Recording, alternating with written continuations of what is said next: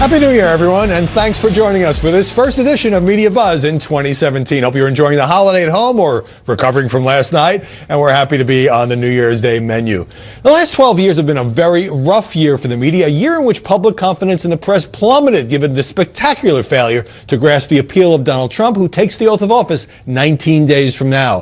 Ahead, we'll look at how the media might repair their tattered credibility with Molly Hemingway and the coverage of President Obama as he exits the stage, insisting he could have won a third term. But first, with Obama imposing sanctions on Russia over its campaign cyber hacking of the Democrats, and Trump saying it's time to move on with our lives, the president-elect is drawing flack from the press for breaking protocol and challenging Obama's foreign policy moves, from that UN resolution condemning Israel to the CIA findings on Russia that he again questioned last night. So Donald Trump doesn't seem to think this is a big deal. We should just move on from it. But he's willing to find some time to discuss it next week with intelligence officials. This is the same Donald Trump who had time yesterday to hang with Don King. I think it's a mistake for Trump to try to keep downplaying this. It doesn't help him. It makes him look defensive. It's not going to have any effect on the outcome. Is this first the resolution and now Donald Trump? In effect, you got Trump versus Obama with 25 days to go on a major Mideast policy issue. What I'm struck at is that usually during these transition periods, the incoming president will defer to the sitting president's foreign policy. We only have one president at a time. Trump is not doing any of that. He's jumping right into this. No, I actually don't think there's a limit on the president-elect expressing their opinion, same as he would have in the campaign. Why does he somehow lose that ability once he's been elected? Most of the mainstream media also appalled at Trump's government by Twitter, extending even to a message on building up America's nuclear capability. There's a real risk to making policy 140 characters at a time. And we're seeing it. I mean, we don't know what the president meant. Did he mean more warheads? I mean, look, his Twitter account has become a threat to our national security. I mean, foreign policy is incredibly complex. Donald Trump made this comment, a very provocative comment. The world took it, ran with it. The left goes, oh my God, the end of the world's coming. World War III, nuclear proliferation, we're all dead. Trump himself called into Morning Joe to clarify when the MSNBC show took a commercial break. Just moments ago, I spoke with President-elect Donald Trump about his tweet on the nuclear arsenal. And then this morning, he told me on the phone, let it be an arms race because we will outmatch them at every pass and outlast them all. We've never tried to do the show in our pajamas. Joining us now to analyze the coverage of the transition, Aaron McPike, political commentator and former reporter for Real Clear Politics. Kelly Riddell, deputy opinion editor of the Washington Times. And Susan Ferricchio, chief congressional correspondent for the Washington Examiner. So whether it's Russian sanctions at the UN or the UN resolution, the emerging media narrative, Aaron, seems to be that it's Trump versus Obama, with the president-elect doing something questionable, even terrible, by speaking out prematurely. Yeah, look, I think the media here are taking a point of view, as they have with a lot of what Donald Trump has done. Now, it could be that the media point of view, especially with respect to Russia, could be right, but I think we're falling into a trap here because Republicans and Obama are on the same side here with respect to Russia. Donald Trump is not a classic Republican, he is not a classic conservative, and it might be time to cover him a different way. What everybody should be doing is asking him and his team why. Why are you taking this point of view, and what are you going to do about it? Kelly, I would say it's not only the political establishment that is against Trump on this Russia question, including many Republicans, but the media establishment as well. And last night, Donald Trump, New Year's Eve, talking to reporters and saying, well, there's information that others don't know that he has about Russia. He's going to reveal it, bringing up the WMD fiasco from the pre-Iraq war period. So why is this ticking off the pundit so much that he is staking out this ground that he wants to have a more cooperative relationship with the Putin government? I don't know. I think the press is hostile towards Donald Trump, and they have been, and they've wanted since day one to push this political narrative. When Robbie Mook took the stage after John Podesta's emails were hacked, a couple hours after they were hacked on the Sunday Show. This is Clinton's former campaign manager. And blamed it on Donald Trump and the Russians and the hacking, and then tied Donald Trump into that. That was a political move. And so you have Russian meddling, which I do believe the Russians tried to meddle in, but there's also these political motives that are tied to it, and the whole thing is clear as mud. I wish there were an intelligence report that came out that clearly demonstrated the Russian meddling into this election. There hasn't been one yet. And so I think Donald Trump is right to wait, see what the evidence is, and then present that next week. Well, intelligence by its nature is murky. We certainly learned that more than a decade ago. Susan, now Trump went beyond words, mere words, on the UN resolution condemning Israel over the settlements, building more settlements. He actively lobbied against it, and it passed when the Obama administration abstained. This, too, drew some media denunciations of the president-elect. Well, he's somewhat in line with Republicans in Congress who also denounced what the president did. He's not far outside the mainstream either, if you look where the public is on this issue. So, and I don't. Do you agree with Kelly that there is a strong current of media hostility toward the way he's acting as the incoming president, the president in waiting? Well, it's fair game. I think the outgoing Obama administration is acting in a very politicized fashion because they're anticipating the Trump administration. And what they're doing now, some people question whether that has to do with them setting things up to make it more tough for Trump when he comes into office. So I think it's absolutely fair game for Trump to be talking right now, for him to be tweeting about it and try to be proactive. I don't think there's any question that President Obama is trying to cement certain things and make it tough for Trump. Other presidents have done this in their final weeks and months as well. So Donald Trump back on the Twitter with Sean Spicer saying on ABC, an interview airing today, that this freaks the media out when he does this. If we could put it up on the screen, Russians are playing CNN and NBC News for such fools. Funny to watch. They don't have a clue. Fox News totally gets it hard. So he likes Fox on this issue. Right. This whole sort of calling out news organizations over the coverage of even this serious issue is part of a pattern, isn't it? Well, we've talked about that on this show a number of times. It is an effective... It keeps happening. Well, it does. Look, it's an effective tool for Trump to use, but one of these sides needs to bring it down a notch, because over the next 4 years, media need to cover Trump, and they need to do so fairly. I think one of the issues is that Trump has not gotten really any positive coverage from the mainstream media, and he deserves some. Every politician, every president deserves some positive coverage. I think You're there's saying none or very little? No. I think they deserve some. No, but you're saying he hasn't gotten any. I don't think he's gotten really any. You know, and I think that that's an overcorrection to what happened to President Obama, because there were so many positive stories about President Obama, and then there was a backlash. Look, President Obama did deserve some positive coverage, as did George W. Bush, as did Bill Clinton. Every president deserves some positive coverage, and we should do our part to do it. You know, we're seeing so many media outlets now say they take an adversarial view of covering politicians. That's advocacy. We should be skeptical. We should ask questions. We should hold them accountable. But being adversarial is a problem. I disagree with that. I think adversarial is what the media do, and I would say this about Barack Obama, George Bush, Ronald Reagan, LBJ.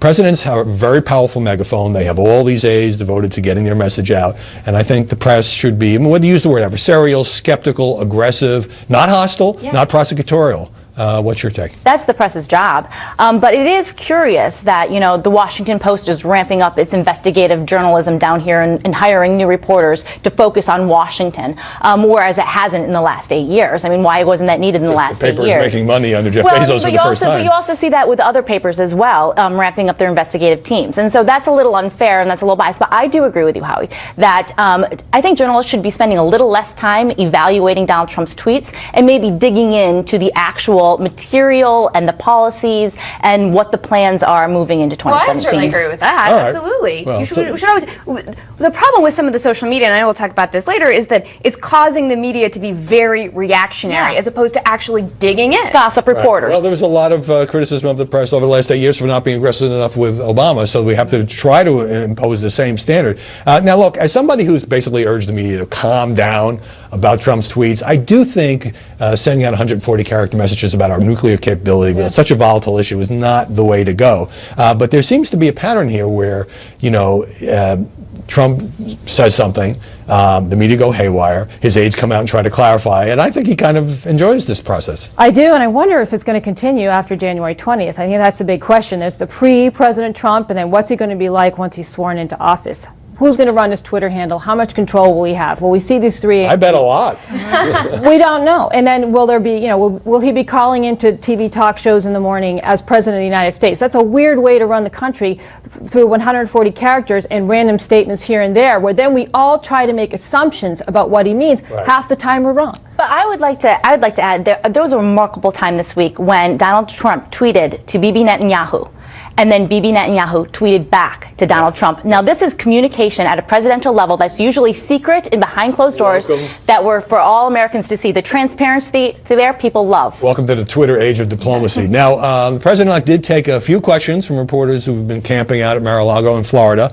Here's one about having to do with his business empire and potential conflicts. Let's take a look. How close are you to showing off the plans for your business? And are we going to hear from you? Oh, yeah, that's very routine. Honestly, it's a very routine thing. It's not a big deal. You people are making that a big deal, the business, because, look, number one, when I won, they all knew I had a big business all over the place. Now, this is an age-old technique that no one cares about it except you people. It's only the press is making this an issue. It's worked for Trump. A lot of politicians have tried that. I think it may be true that the press cares more about this issue than the public does. But it is an important issue, and at some point he's got to address it. And he moved it back, and that was probably a mistake, but he did it obviously for legal reasons. He does need to address this soon.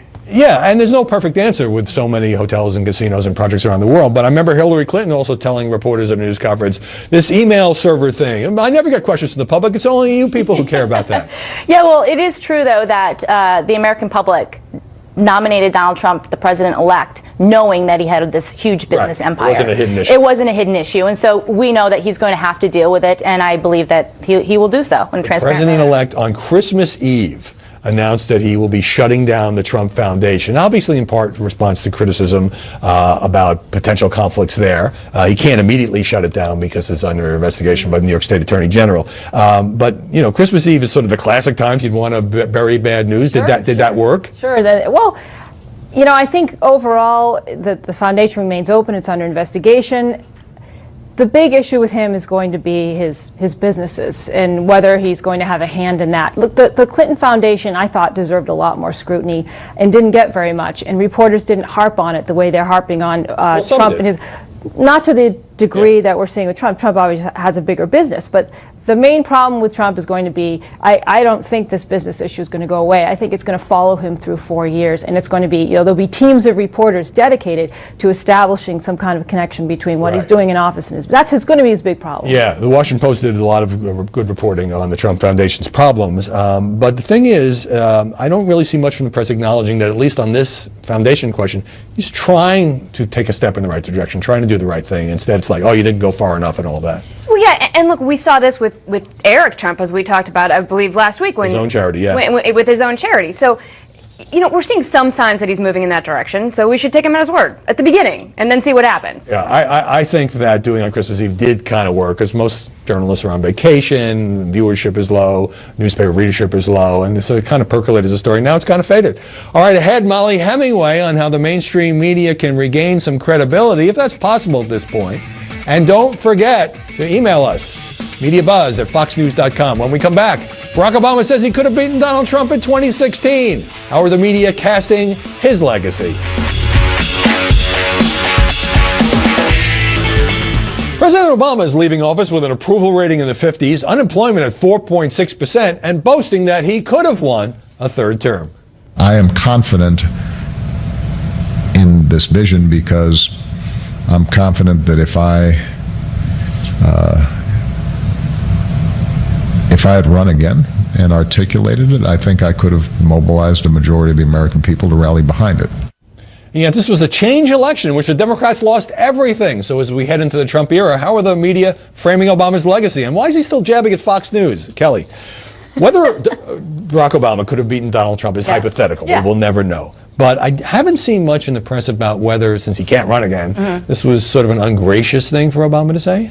It was an ungracious thing for him to say, more towards Hillary Clinton. I thought it was a diss at Hillary Clinton, and the fact that she blew it. She blew it. Yeah. I wouldn't have blown it. I would have gone to the places that she never campaigned at. I would have had a more articulate message that she never had, and I'm the better Democrat than Hillary Clinton is. So I took that as kind of a slam towards her. But I mean, we can't forget about Barack Obama's legacy on his own party. 63 House seats lost, 10 Senate seats, over 900 state legislatures. He is left his party decimated, and I think that is going to be his legacy. Yeah, he hasn't been good for the Democratic Party in terms of the statistics you just cited. And also, if he had been able to run, he would have been attacked for the last 18 months, and now it's a different situation.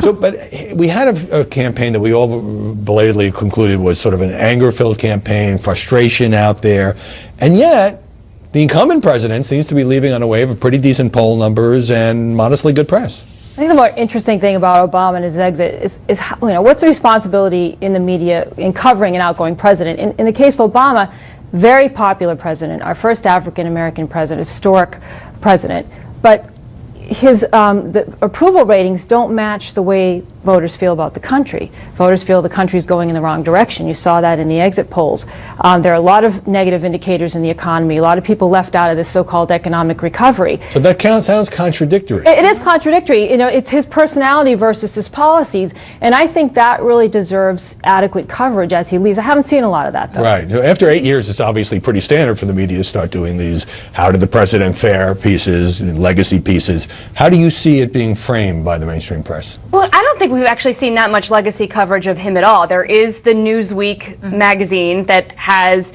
Obama's 8 years, and then Barack and Michelle Obama did their outgoing, Oprah exit interview. But that's been pretty much it. I surprise think you? It has. Well, yes and no. I think if Hillary Clinton had won, we would be seeing a ton of legacy Obama coverage. But right now, all media organizations are fumbling around trying to figure out how it is that they're going to cover Donald Trump. And so I think they've left a lot of the legacy coverage of Barack Obama on the table. So basically, Trump has overshadowed everything, as he has for a year and a half. Well, and you also see Barack Obama very active in his last 20 days. He's taking a lot of executive actions, putting a lot of roadblocks. So the press has got to cover that. I mean, his action towards Israel this week, that's erasing over 20 years and to that point, though, U.S. precedent. We talked about this a little bit this week.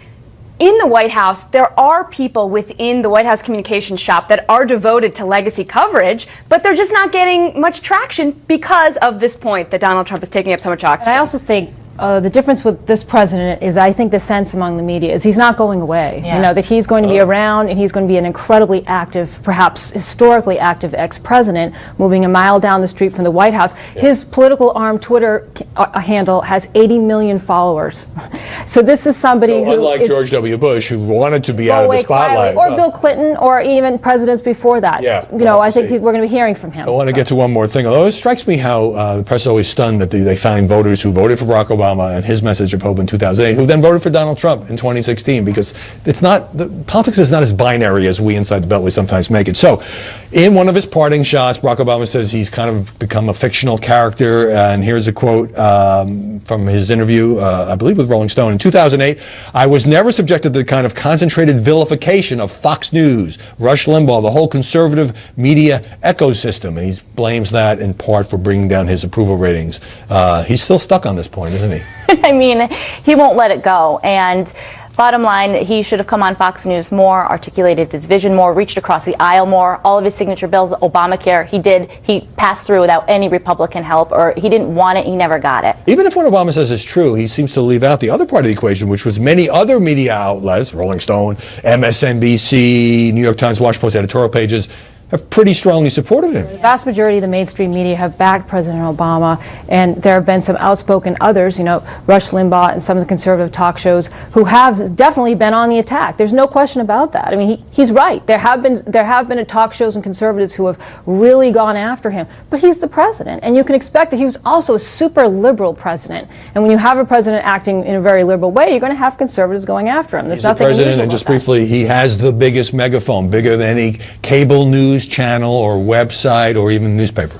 Right, and yet the Obama administration often leaked everything they needed to the New York Times. So it's no surprise that the New York Times would be on his side quite a bit. Interesting how it works behind the scenes. All right, Right. We'll see you later. Carolee Riddell, Susan Faricio, thanks very much for coming in on this holiday. Happy New Year again to people who are choosing to spend their holiday with us. Up next, Donald Trump's new spokesman says press conferences will take a backseat to Facebook, Instagram, and Twitter in the Trump White House. And later, why are so many celebrities getting good coverage for blowing off the inauguration?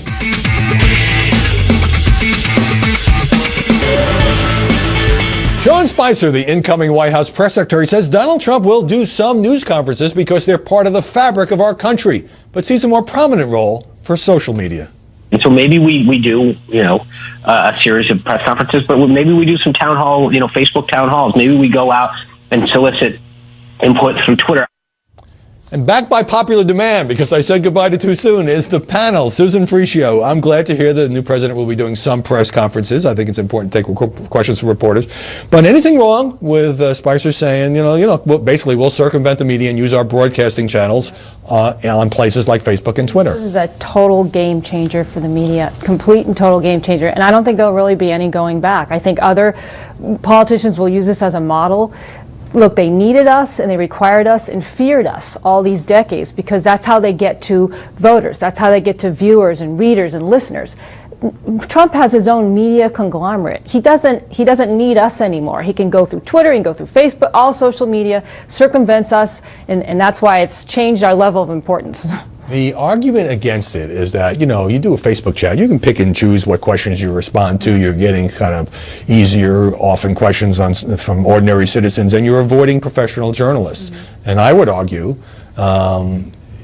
even though he doesn't need us, in Susan's words, it's also a very good channel, and he happens to be very good at dealing with reporters. Well, and they said that he would do press conferences, but the press didn't help get Donald Trump elected. It was him going over the top with his message through Twitter, through his rallies, breaking news. He doesn't need the press's filter. A lot of people, as you know, say the media did help get Donald Trump elected by giving him all the exposure. I always come back and say, yes, but he did all these interviews. But he did all the interviews, and he also did all these rallies, and he had the Twitter, he did the Facebook stuff. He went over the top of the media a lot of times, and that's how his audience, his supporters like to hear him. They don't like to hear him through a media filter. The trust in the media is at an all-time low, and that helps him be able to do more of this over-the-top stuff. Aaron, let me play for you some remarks by CNN anchor Don Lemon, who was referencing the fact that Trump has not had a news conference, a big, formal, regular news conference for several months, and how he would handle that. Let's go.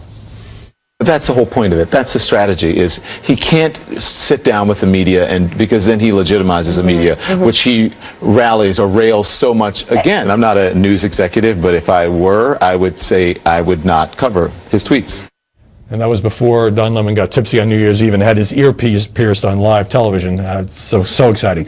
All right, so what do you think? I wouldn't cover his tweets? We've got to cover his tweets because that's how he's communicating. Yeah. So we have to do this. Look, in that interview with Sean Spicer, he also said that as president, Donald Trump would do more radio interviews. And I know during the campaign, we were all upset that he was calling into shows and not showing up. If the president is calling into TV shows, that's an opportunity to question him. So we should continue on. Hillary Clinton famously didn't hold a press conference for months during the campaign, and Trump rightly chided her for it. I don't recall Don Lemon saying, well, we should refuse to run her statements in email blasts because she's not talking to reporters much. Yeah, I don't think Don Lemon is a particularly unbiased reporter. Donald Trump will go on making news by his tweets, by what he says. He does impromptu news conferences, just like he did last night at Mar-a-Lago. He will do a more formal one, but he's got to get through a transition first. He's got to get inaugurated into office, and then let's see how things go. Oh, because it seems in some ways the way he's treated by the press is he's already president. Yeah, I know. All right, now I'm going to wish you both Happy New Year, Susan and Kelly. Thanks for spending part of your holiday with us. Remember, MediaBuzz@FoxNews.com. Stick to the media. Questions and comments coming up. Former New York Times editor says the paper believes it sets the agenda for America based on narratives determined in advance. And later, the passing of Carrie Fisher and Debbie Reynolds this week, and so many more in 2016, sparks mass mourning and plenty of angst on the social media.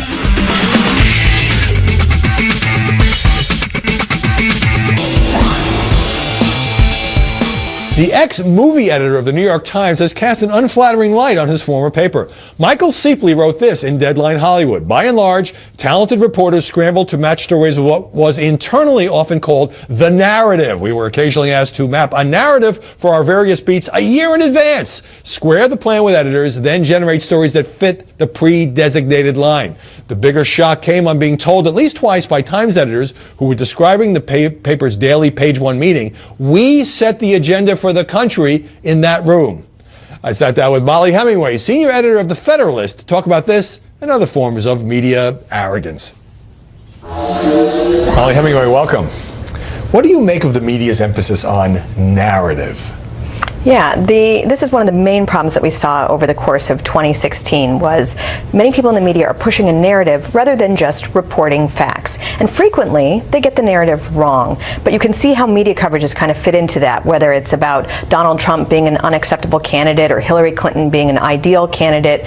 These are the way that the media get their story across at the expense of actual facts. But to some extent, to some degree, don't all journalists do some version of this, take a couple of incidents or facts and try to build it into a story that makes a larger point? It's a good thing to do, to provide context and analysis on a story, and people are able to see those original sources better in a way that in the past we would just see coverage just of the facts. Well, now a lot of people can see the press conference or whatnot, so we see more analysis. But again, you can't do that at the expense of reality. And in the case of the 2016 election coverage, I think we saw that pushing narratives, which everybody agreed on, didn't help out our larger profession. It really caused a real breakdown in trust with people because they could see that people were just pushing ideas, telling people what to think rather than listening to what people had to say. Reality is good. I am pro-reality. All right, now you also write for The Federalist that don't be gratuitously hostile to Trump, talking about journalists, especially on Twitter, and remove the snark and the catty comments and the hatred and bile. Just report what's going on and let people make up their own minds. And there's certainly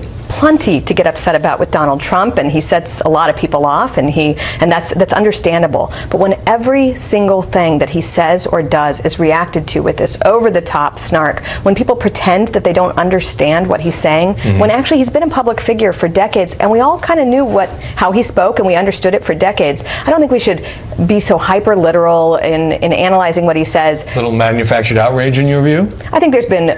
I think people actually really are outraged. I don't think they should be. But about every single thing, yeah. And it makes it hard for people to listen to us when we say that there's a problem if we're outraged at everything. Let's pull back the camera a little bit. In an age when everybody can basically get the facts instantaneously, hasn't there been a blurring of the lines where reporters, straight news reporters, are expected to go on TV, provide analysis, be entertaining on Twitter? Is that part of the problem? I think Twitter is definitely part of the problem. People reveal a lot about their biases there. In fact, there can be people who are good reporters, but on Twitter, they present as very partisan, very snarky, very hostile. And almost as if only their friends are listening. Like the whole world can't read it. I keep wanting to say, it's public. Everybody can see this. And it does a lot, though, to decrease trust between reader and writer, and that's not healthy for our profession. We're at a time when it would be really great for people to be able to trust the media and think that they're getting a fair read from them. So we should redouble our efforts to improve. Now, here's a point you make that I often talk about, and I'll just quote it. Hire people who have no intention of working or living in Washington, D.C. or New York City.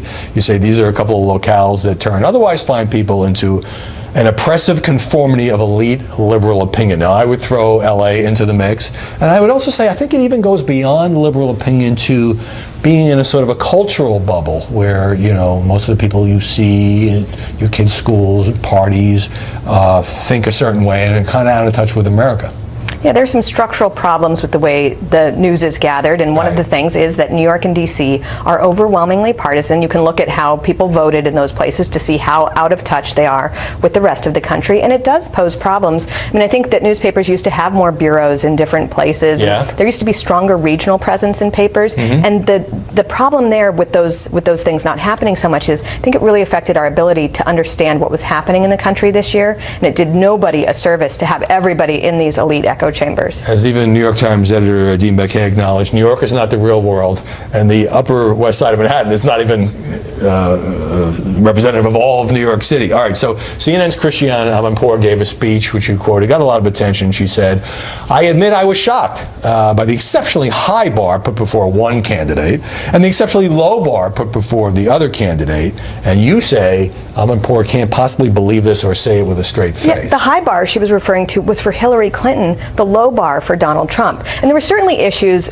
particularly early on, with how much media coverage Donald Trump got no matter what he did. Yeah. So I'm not saying that there was nothing there that was favorable to him, but I think no objective viewer could be confused about how much the media were helping Hillary Clinton along, how they were downplaying her scandals and her problems, and again, how they reacted very dramatically to every single thing that happened with Donald Trump, making huge issues out of things that might not have been huge issues in the mind of the voters. And to some extent, you would say that still seems to be happening. But look, it's not all one-sided. The New York Times is the paper that broke the Clinton email scandal. But do you see, in the wake of all of these sins that you catalog, do you see any serious self-reflection by the news business, a recognition that, other than maybe a few columnists, gee, we really botched it and we need to do a much better job? I really thought that after the election you would see all these people really looking inward and saying, what did we do? How did we mess up so much? It's just an objective truth that we messed up. We didn't analyze this race very well. We never understood the fundamentals. But there weren't that many reflections. There were a few here and there, but we haven't seen any changes. We've seen a lot of doubling down on what we got wrong. People who covered this race who didn't do a very good job of understanding how the voters felt. They're getting hired elsewhere. They're getting promoted. That's the type of lack of change that's not helpful. As a baseball team, you'd fire the manager, a little bit harder to do when you're talking about all of the news business. Molly Hemingway, thanks very much for joining us. Thank you. Next on Media Buzz, Donald Trump says he doesn't want A-list celebrities at his inauguration as more of them make a great show of refusing to attend. How is the press covering this new culture war?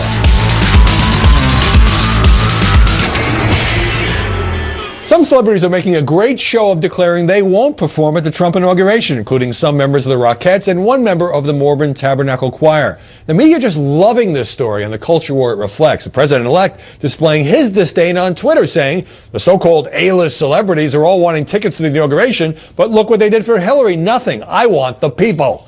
And we're back with Erin McPike. All right, so you got famous people kind of boasting that they're not going, not so famous people making it a matter of conscience. Are we now in the middle of the culture war? Is this going to define everything around Donald Trump and his presidency? No, because it doesn't matter. This is Washington, that's Hollywood. Okay? You know, I think this is a very manufactured story. Manufactured as in no one really cares, made up? Yeah, they shouldn't. I mean, it's just a way for a lot of these celebrities to get press and think they're getting positive press from their liberal fans, many of whom are fans of Hollywood. I would say, remember Sunshine Sachs, the PR firm that decided that they were not going to host their annual holiday party and instead donate all that money to charity? It's a PR firm. They know how to get good PR. That's all that these celebrities are doing, and the media is just giving them a venue. Yeah, I was going to say it's working. It's absolutely working. So as we've talked about, back in 2008, there were a number of Republicans who were expected to go to the convention in Minnesota, but they didn't go.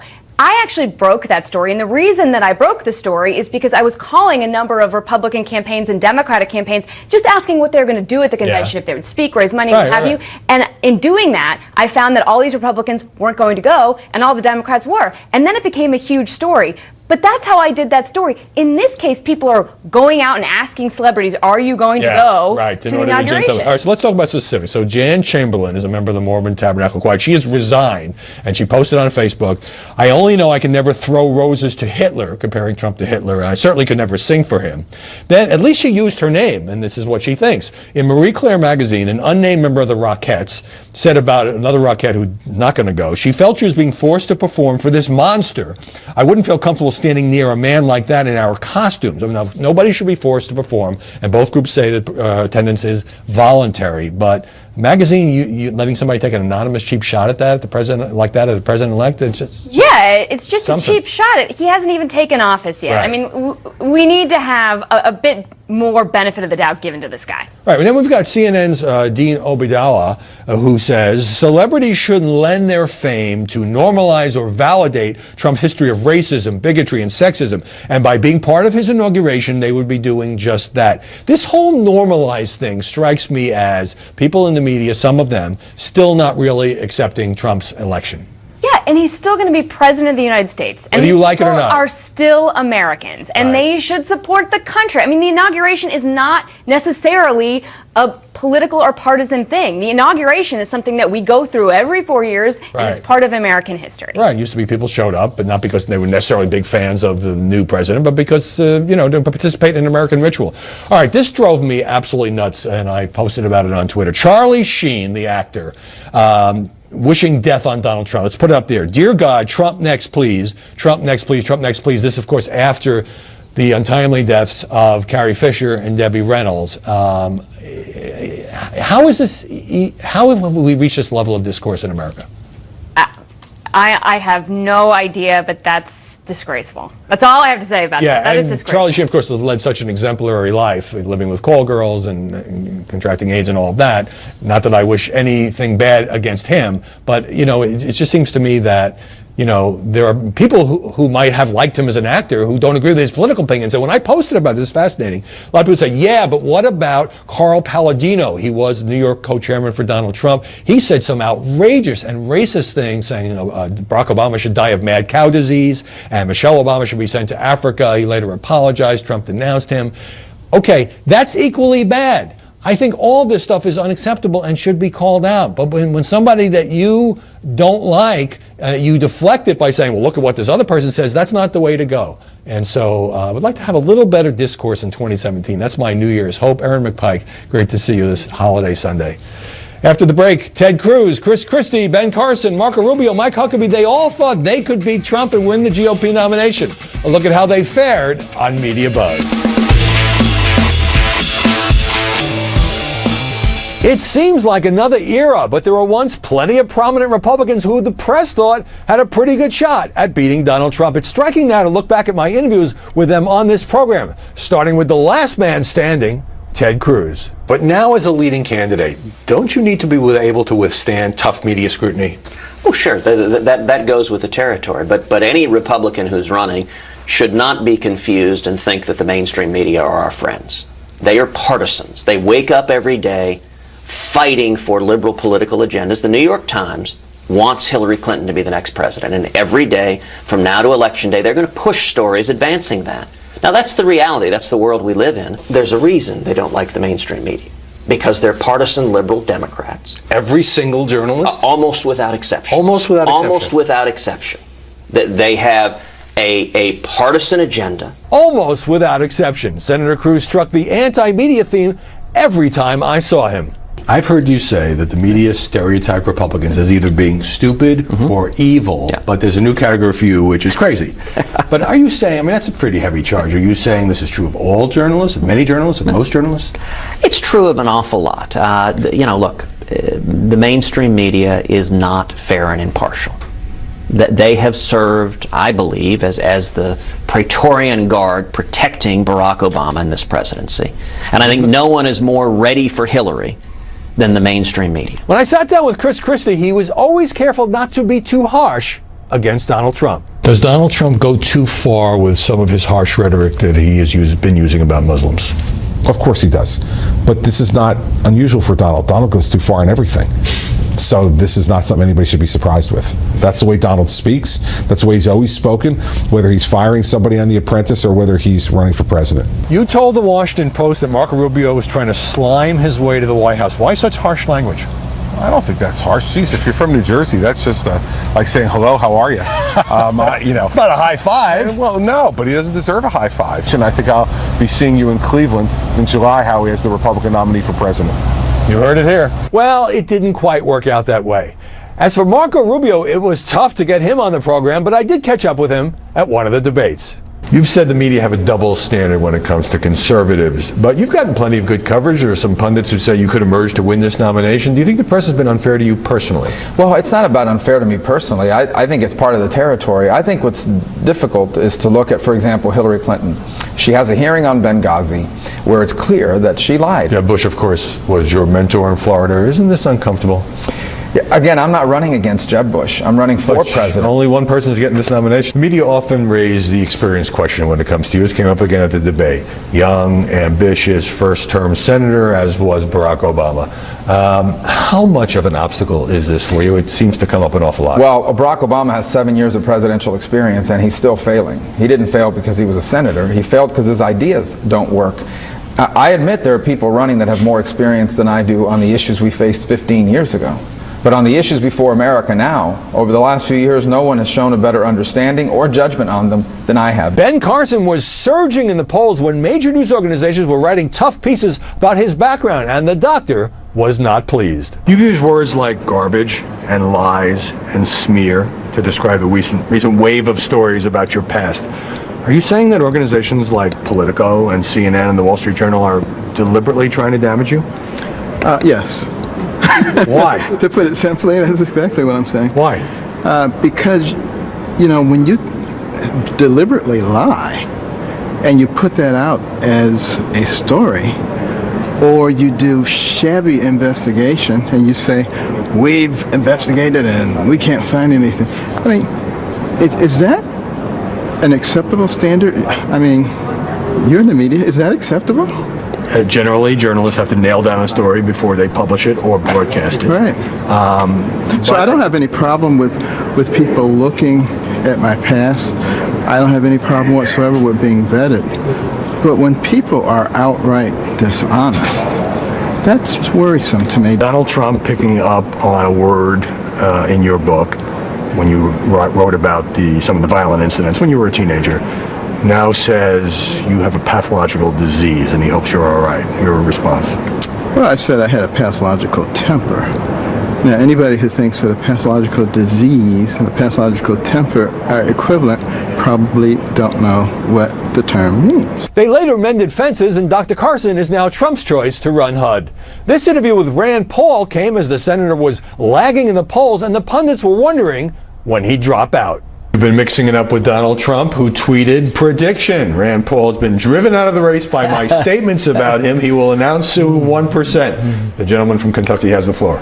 I think the rumors of my demise are somewhat exaggerated, to say the least. And no, we're doing quite well, actually. We run a tight ship around here, and we plan on being in for the long haul. And I think ultimately celebrity will sort of filter out of this. And I think you called Donald Trump a clown. Yeah, I think there are some clownish things that he has said. I think also really, but what's probably more important is that I just don't believe he's a true conservative. Mike Huckabee, now a major Trump supporter, had done well 8 years ago, but had trouble getting traction in 2016.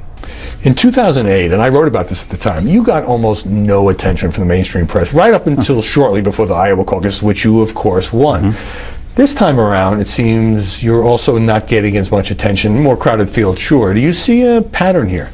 Well, I think there is a certain media narrative. The media decides this guy is a contender for reasons that don't necessarily make sense to the voter, and certainly not to the candidates. But look, it's the way it is. I could complain about it, but the best thing to do is to go out and win.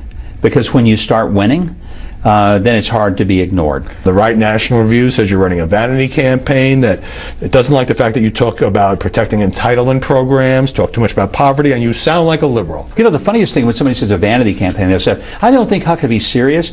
I think he's doing this because he wants to get a television show, he wants a book deal, and he wants to help his speeches. And I'm thinking, are you people nuts? I had a television show, I had a book deal, and I was doing all the speeches I could possibly squeeze into my calendar. I walked away from an incredibly healthy income in order to run for president because I really believe that this country needs experienced leadership. Huckabee took his best shot, but none of the Republicans could match Trump, who, by the way, did far more interviews. Still to come after the death of Carrie Fisher and Debbie Reynolds. What's behind the online phenomenon of celebrity mourning?